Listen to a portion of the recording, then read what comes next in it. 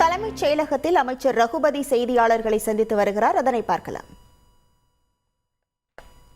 சொன்ன பிறகும் கூட எங்கள் கோரிக்கையை நீங்கள் முதலில் கேட்க வேண்டும், அப்புறம்தான் முதலமைச்சர் தீர்மான 110 விதியின் கீழ் அறிக்கை தாக்கல் செய்ய வேண்டும் என்று சொல்லி சட்டம் போட்டுவிட்டு வெளிநடப்பு செய்ய வேண்டும். ஏனென்றால் அவர்களுக்கு தெரிந்திருக்கிறது, இன்றைக்கு மாநில சுயாட்சி மாநிலத்துடைய உரிமைகளை காப்பதற்காக தீர்மானம் கொண்டு வரப்போகிறோம் என்பது.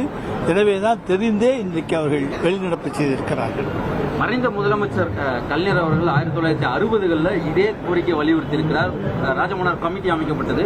10 ஆண்டுகள் கழித்து அதோட அறிக்கை வந்தது. அந்த அறிக்கையோட தாக்கம் என்னவா இருந்தது? என்ன செய்தாங்க அந்த அறிக்கையை வச்சு? அந்த அறிக்கையினுடைய தாக்கப்படி நாங்கள் ஒன்றிய அரசுக்கு மாநிலத்தினுடைய உரிமைகள் என்னென்ன என்பதை கேட்டு எங்களுக்கு மாநில சுயாட்சி வேண்டும், மாநிலத்தின் உரிமைகள் வேண்டும் என்பதை பற்றி அன்றைக்கு எல்லா விதமான அழுத்தங்களும் கொடுக்கப்பட்டன.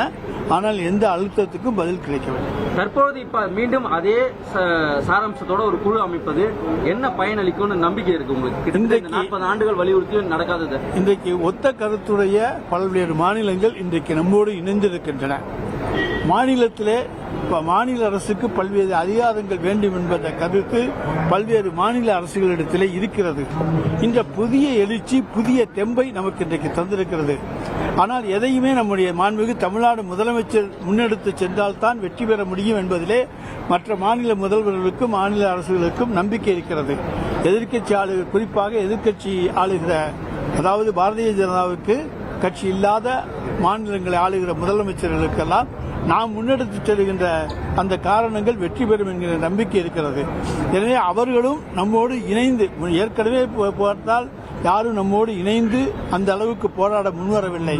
இப்பொழுது நிச்சயமாக நாம் முன்னெடுக்கும் அந்த போராட்டத்துக்கு நம்முடைய மாண்புமிகு தமிழ்நாடு முதலமைச்சர் அவர்கள் மாநில உரிமைகளை மீட்டெடுப்பதற்காக எடுக்கும் நடவடிக்கைகளுக்கு மற்ற மாநிலங்களும் தங்களுடைய உரிமைகளை காப்பாற்ற வேண்டும் என்கின்ற அடிப்படையில் முன்வருவார்கள் என்ற நம்பிக்கை எங்களுக்கு ஏற்பட்டிருப்பதால் தான் இப்பொழுது புதிய அழுத்தத்தை கொடுத்துக்கிறோம். திமுகவுடைய ஆட்சி காலம் நிறைவடைந்ததற்கு பிறகு அந்த 2 ஆண்டுகள் கழித்து தான் முழுமையான அறிக்கை கிடைக்க போகுது. எங்க ஆட்சி காலம் இருக்கும் பட்சத்தில் இப்போது இதை அறிவிப்பது தேர்தலுக்கான அரசியலுக்குன்னு பாஜகவுடைய விமர்சனம் இருக்கு.